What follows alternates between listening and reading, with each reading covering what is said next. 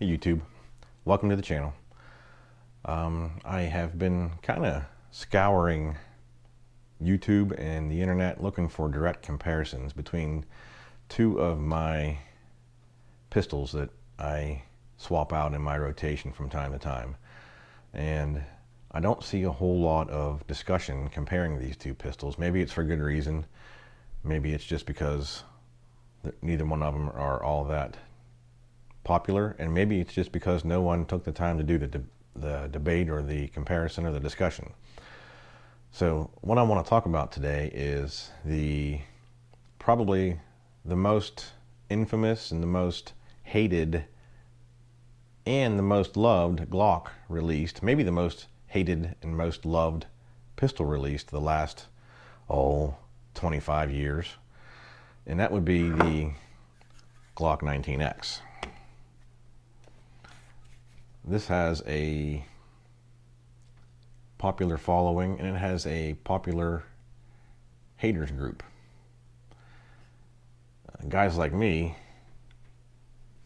love this gun, and what we know about it is that it's got the 17 grip and the 19 slide, which for a person my size, 6'3", 240, and extra large hands, it's really the perfect size pistol. It really is. It's got enough grip to where I get an absolute full purchase on it, and it's got enough slide and sight radius to be very accurate. I love the ergonomics on it. The Gen 5 ergonomics have made Glocks better than they ever were. The grip size on it is perfect. I mean, I don't even have to have none of the added back straps or the added beaver tail to increase the size of the grip. To me, with extra large hands and a full purchase on it, all of my fingers on the gun, I don't need to change the grip size. And the stippling the stippling style really started in Gen 4, but the stippling on this is all you need on a pistol. I mean, there's videos of people out there dipping their hands in a can of lard and smearing lard all over this grip and still being accurate at distances way beyond self-defense without any loss of control of the weapon. So there is enough grip and enough stippling and enough contact area on this gun to be completely accurate and still concealable. Yes, I said concealable. This is something that a lot of people hate this gun for, because prior to its release, people were waiting on the 19 slide and the shorty little 26 grip, and it didn't happen. We know why this gun was released to the public and how it came into production, and if you don't, just do a search on YouTube or Google and you'll find out real quick of how this gun came to be. But I went out about a year ago this week, or maybe even last week, and purchased this gun, and I've shot it extensively since then, and I can tell you that this is the nicest shooting pistol, the most accurate shooting pistol that I have ever shot. Easily the most accurate pistol that I own. And I'll come out and say, before I even get into this comparison, that this is my favorite pistol. I don't own another gun that I would sooner own than this. So I am slightly jaded, if that's the right word, but I'm not so in love with Glock that I believe they're the only gun on the market. I own several other styles and varieties and manufacturers, so I'm into pistols in general, but I do love Glock 19s and this Glock 19X in particular. The gun that I want to compare it to today is the Springfield XDM 3.8 9mm compact. Now that's a mouthful. That's probably the largest or longest name of any gun on the market, and that's okay. We don't walk around having to say that all the time, but that's beside the point. That this is the gun that I bought for my wife a few years back when I was teaching her how to shoot and handle guns for the first time, and she felt more comfortable with a gun that had more safety features than a gun that, say, has less safety features. So purchasing this was a trial and error period where we went to several indoor ranges, rented numerous different guns, spent a fair amount of time pulling the trigger, handling, and shooting every gun in its class, clear down to like the XDS series or the Smith & Wesson Shield to the little single stacks 380s. And this is the one that she settled on. This is her choice when it comes to grabbing a gun and feeling comfortable with it. And it's a good choice. It is filled with safety features that a novice, I guess, would want. Number one being an added grip safety. Love it or hate it, it's there. It's got a cocked striker indicator on the back of the slide. Now these guns are safety checked, empty, nothing in the chamber. So when you rack the slide on this, you get a loaded safety, or a cocked primer, cocked striker indicator. Man, that's a mouthful too. You see it protruding out the back of the slide right there. And say if it's dark out and for whatever reason you're not aware of the condition of your gun, which is a horrible place to be, I think more so than any other rule, any firearm safety rule, knowing the condition of your weapon should be the most important thing that you learn. But if it's dark and you just don't know if you have a round chambered and the striker in fire position, you have the little back of the striker that protrudes out the back of the slide. So you can just rub your thumb or something on the back of it and you know that your trigger's ready. And when there's a round in the chamber, there's a loaded chamber indicator right here. It protrudes up just a little wee bit. And you can run your finger across the top of the slide. And if that's protruding and if that's protruding, your gun is ready to fire. And of course, just like the Glock, it's got the trigger safety. And now I don't know who would ever accidentally pull a trigger on this gun or any gun without putting your finger on it, but if you don't have a full finger on that, it isn't going to pull. You have to have that little blade depressed so your trigger will activate. And also, even if you do have the full finger on there, that trigger will not pull unless the grip safety is completely engaged. So there's just a lot of stuff on this gun that keeps it safe in people's minds. Now, in my mind, safeties are only as good as your mind frame. Once you pick this gun up and have a correct grip on it, correct purchase, that safety is defeated. It's no longer there. So it's gone. You put your finger on the trigger after you acquire your target, that safety's gone. So the only thing protecting you from a discharge of this weapon is your mind frame. And that's when it comes back to knowing the condition of your weapon. If you're familiar with, and I hope you are, if you're watching this video, I assume you're familiar with the cardinal rules of gun handling. And I think you could put in front of all those rules, number one should be knowing the condition of your weapon. And you should never pick a weapon up without knowing the condition of it. You should never carry a gun out in public without knowing the condition of it. If you need this to tell you that the gun is prepped to shoot, then you probably shouldn't be carrying a weapon. If you need the little blade up here to tell you that there's a round chambered, you probably shouldn't be carrying a weapon. So those are my thoughts on the added safety features on an XD style pistol. They're fine.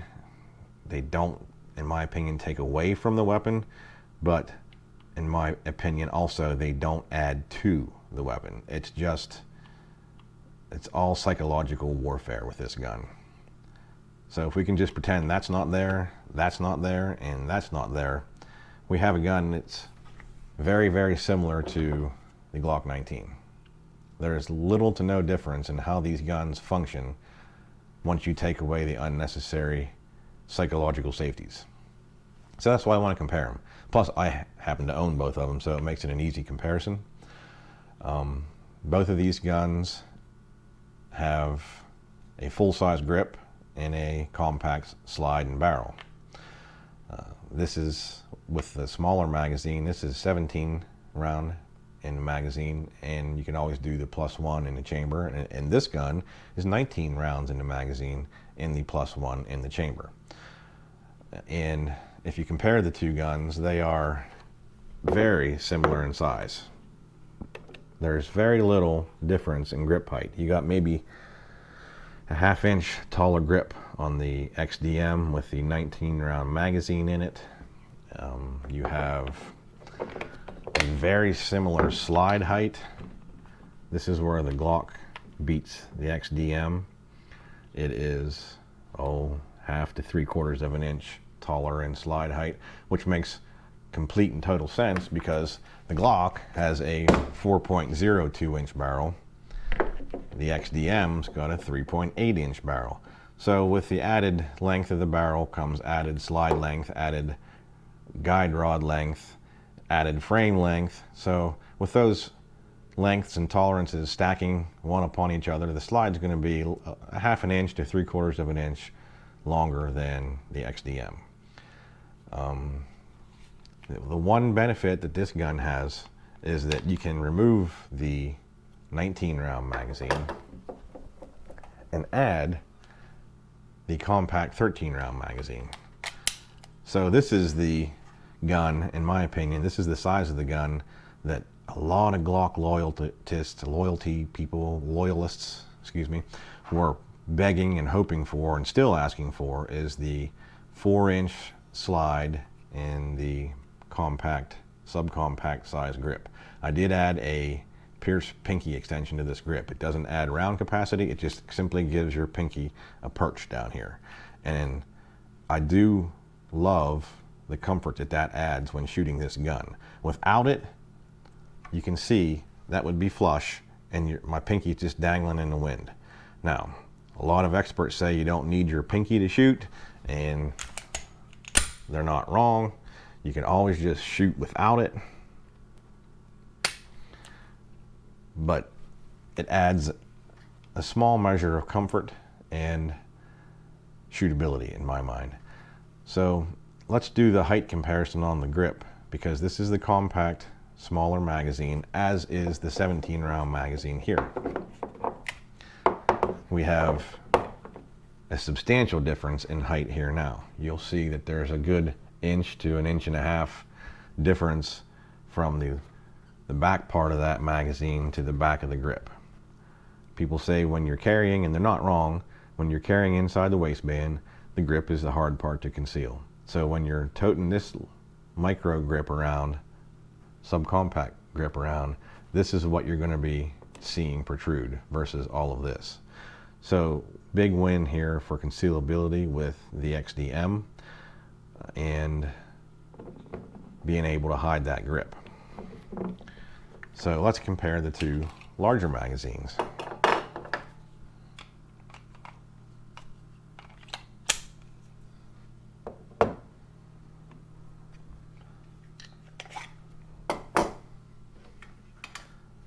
This is the one that surprises me.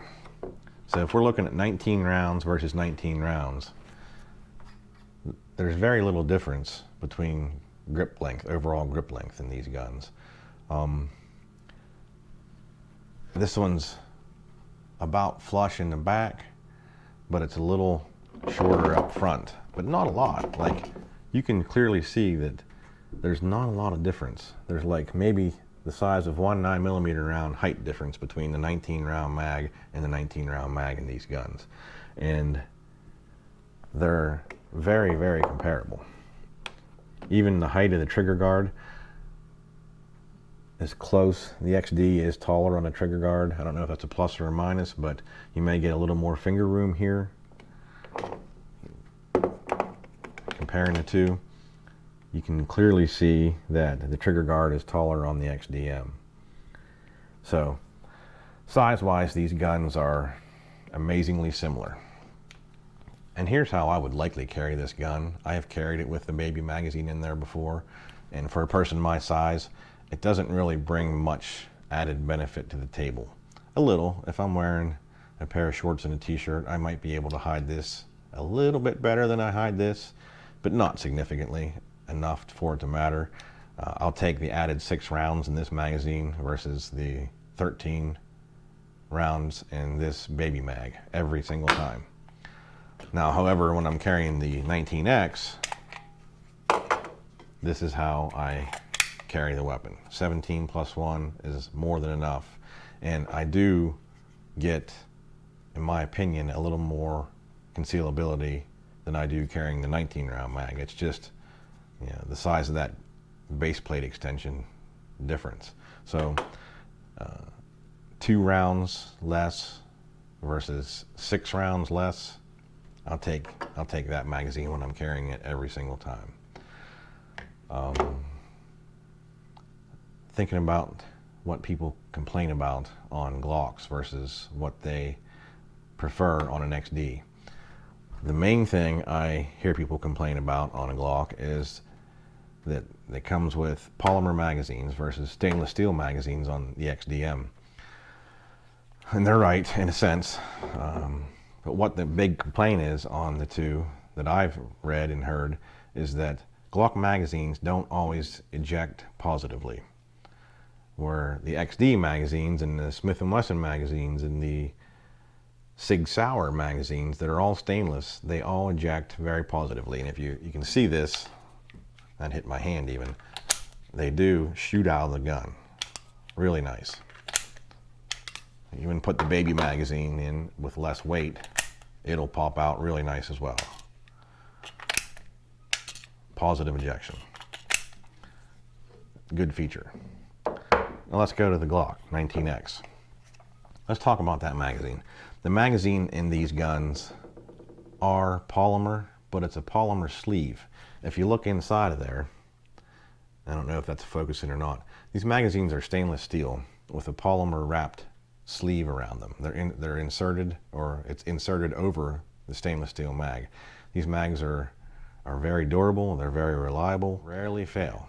So the people that say that Glock has plastic magazines, they really don't know what they're talking about. If you look at the witness holes on that, you'll be able to see the stainless steel behind the polymer.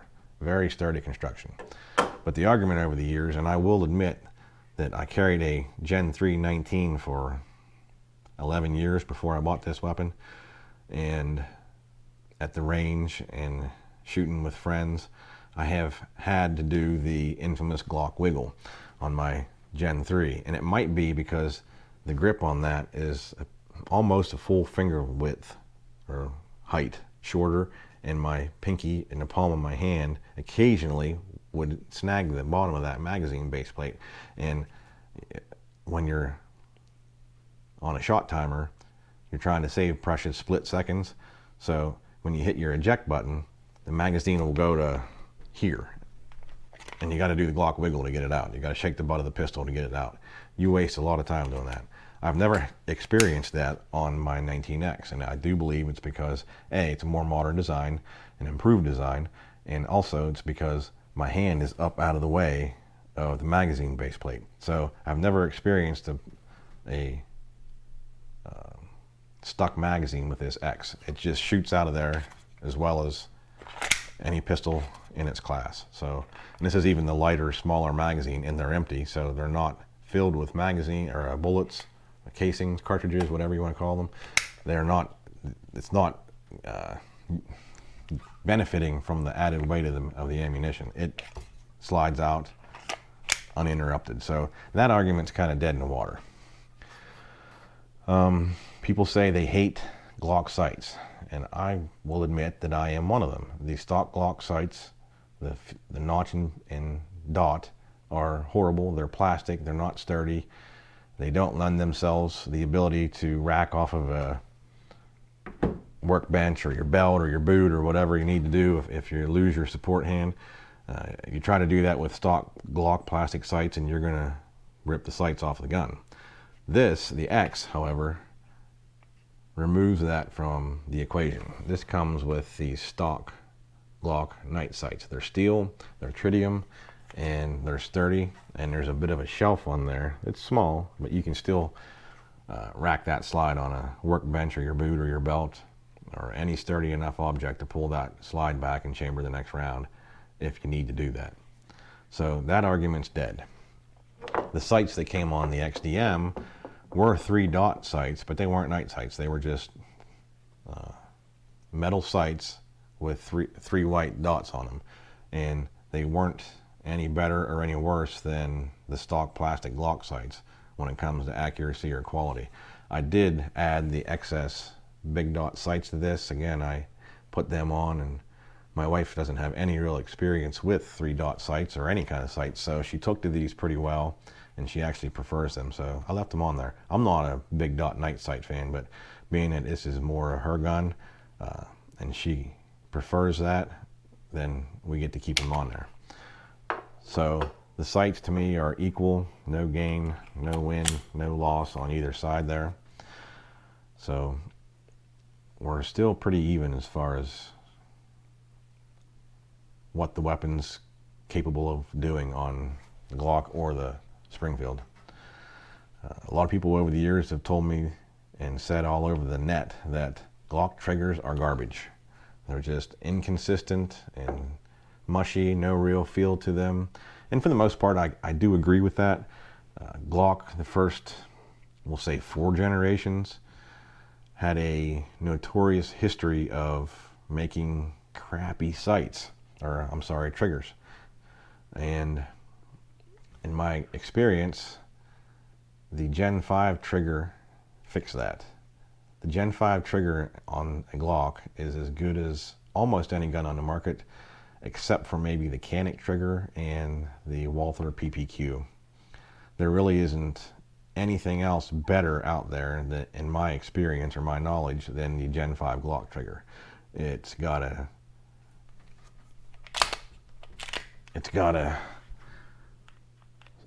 soft but steady take up to a defined wall. I will say the wall in the Gen 5 trigger isn't as defined as the Gen 4 and older, but it's still there. It's clearly there. Then you push through the wall, snap, you're at your break,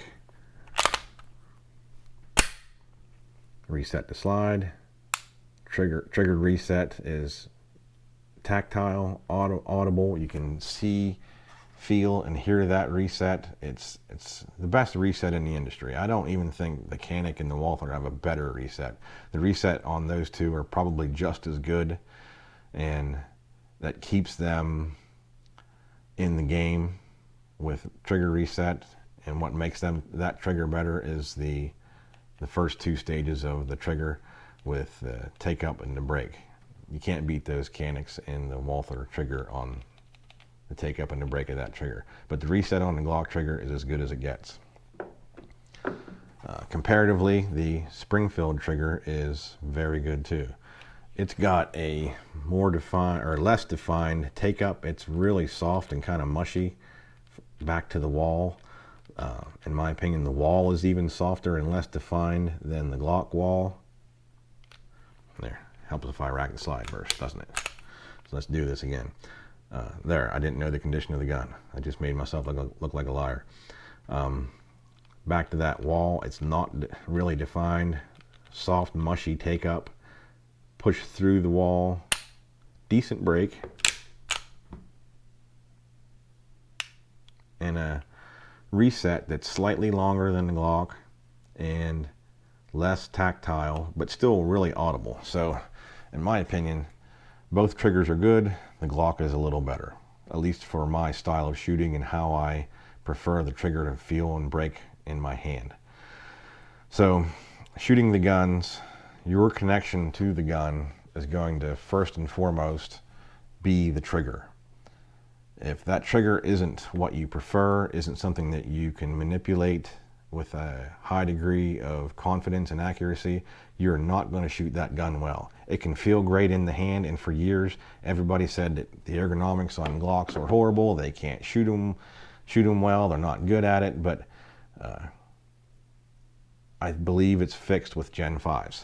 And I believe the 19X and even the Glock 45, the G45, which is the sibling to this gun, fixed the ergonomic issues with this. And that's why I like this hybrid style Glock pistol better than the smaller Glock 26s and even the regular Glock 19. If your hand is extra large or bigger like mine, this is the gun that you're going to shoot well and you're going to manipulate and function well. You can easily hit that magazine release button without having to really reposition your hand, maybe a little, but not enough to affect your ability to be on target with it. This gun is very similar. It's got very good ergonomics. Some would say it's got better ergonomics than the Glock. It's got, and it's had these, this gun's 8 years old, and it has superior ergonomics to the Glock 8 years ago. It had superior ergonomics to the Glock up prior to Gen 5. I do believe the Gen 5 Glocks fix their ergonomic issues, and it's different than the Springfield. It's got a different grip angle than the Springfield. This is more 1911 style grip angle. It's got a bigger palm swell versus the hump on the bottom of the Glock grip. But really, it's all how you connect to the weapon. And there's nothing better about either style of grip. It's just your personal preference. Both of them are good guns. Both of them have been perfect when it comes to the way they function. I've never had a failure in either one of these weapons. Springfield all over the net has some bad press or bad publicity for having failures. I've never seen a Springfield pistol fail. I've shot this one extensively. It's always worked. It's always been accurate. It's always been reliable. I've been shooting Glocks for 12 years, and to me, Glock's reliability is notable. It is what they're known for. They're very simple design, very few mechanically functioning parts inside of a Glock, and that's what makes them reliable. The Springfield does have more parts inside of it, so anything made by a man will eventually fail. So if you add more parts to something, I guess that lends itself to the possibility of failing. I've seen some firearm trainers and instructors online just really dog on Springfield XD style pistols. I've seen some photos of XD pistols where the had failures right here where the extractor and ejector are, where the slide actually ruptured and broke there. Never seen that happen in real life. So maybe there are some possibilities or some scenarios out there where Springfield's just developed a poor reputation of quality. I've never experienced it. I would recommend someone, if this is what you can afford and this is what you shoot better, I would trust it. I have carried this gun. I don't carry it very much or hardly ever now, but it's not because I don't trust it. It's literally because this gun weighs significantly more than this gun. I don't know what it is about this. I think it may be the slide. The slide on this gun is significantly larger than the slide on this gun. I've never taken them apart and broke them down and weighed them.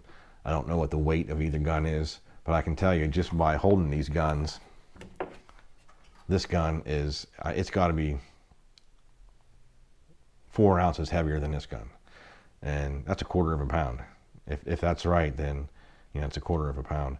And when this is inside your waistband all day, you feel it compared to the lighter Glock. Glock's a little thinner. I carry typically these guns at 4 o'clock inside the waistband in hybrid holsters.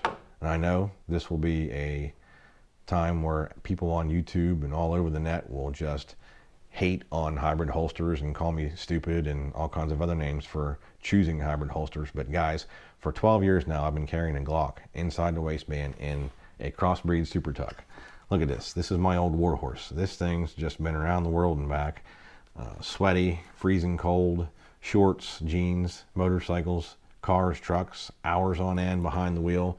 I've never had an issue with this holster. It it is just perfectly fit for protecting the trigger guard. It just does what I want it to do. It doesn't have the type of retention where I could turn this upside down and hold it in. That's not the design of this. That's okay. I'm not doing handstands. When I put this in my waistband, cinch my belt buckle tight, this gun stays where I want it to stay. The design of a hybrid holster is to use the tension of your belt to keep the gun in place. I've never drawn this gun out of the holster and had the holster come out with it. It always stays on my belt. These are steel clips, loops. They're not clips, but shortly after I bought this holster, I took a pair of channel locks and crushed both of them a little bit. And when I want to take this holster off, I got to work to get it off. It is a very safe, secure carry method, and I trust my life to it, and I have been doing it for 12 years. Hate on me all you want. It's a good system, and it's comfortable. I also have a hybrid style holster with the XD. It's the alien gear. This holster has never been something that I like. It has a little more retention. This is a heavy gun, and it doesn't really come out unless I really shake it. It's got a good, comfortable sweat guard on it. I'm not so sure about this rubber, plasticky stuff here. I've hardly ever carried this gun with it simply because I find it terribly uncomfortable. These clips are garbage, plastic. I can't make them tighter the way I made the steel clips on the crossbreed tighter. It is what it is. I can tighten this thing up to where I break it and it still spins free. It just doesn't give me any kind of security the way the crossbreed carries that Glock. Plus, again, this is a heavier gun, so a less secure holster and with a heavier gun, it doesn't lend itself to being something that I really want to deal with. Plus, if you look here in the corner of this alien gear, it does not completely cover the trigger guard. It's something that I think was a design flaw from the very beginning, and I just don't like it. So I choose to let the XD sit at home on a nightstand or in the dresser drawer and use it as a home defense weapon. Great choice for that. I know it just is going to work and be there for me. I completely trust my life to that weapon as a home defense weapon. Maybe if I got a better holster for it, I would carry it more often, but I doubt it just because it's so heavy. And I'm just not a fan of it, carrying it.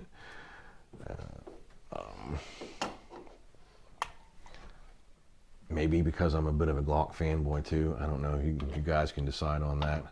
But regardless, that's my thoughts in comparison on those two weapons. They're very, very similar. They're both good quality guns. They're both accurate, and they've been completely reliable for me over the years of ownership with them. And I definitely do trust them. I just choose the Glock because it's lighter and I prefer the ergonomics in the trigger. Fantastic weapon.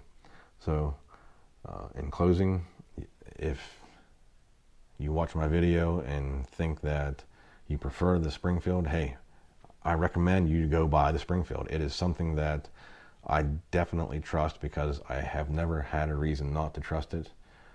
But if you're a Glock 19X hater, maybe take another look at this and see that it's not so bad. It really is hideable. If you're built something like me, if you're 6'3", 240, or somewhere in that neighborhood, go get yourself an inside the waistband holster and a good belt and carry it. You'd be surprised just how concealable it really is, because I've been doing it and I've never been made. I've never had anyone say, hey, is that a Glock 19 in your waistband? No one knows that I have the weapon on me. Not even the people that know me best.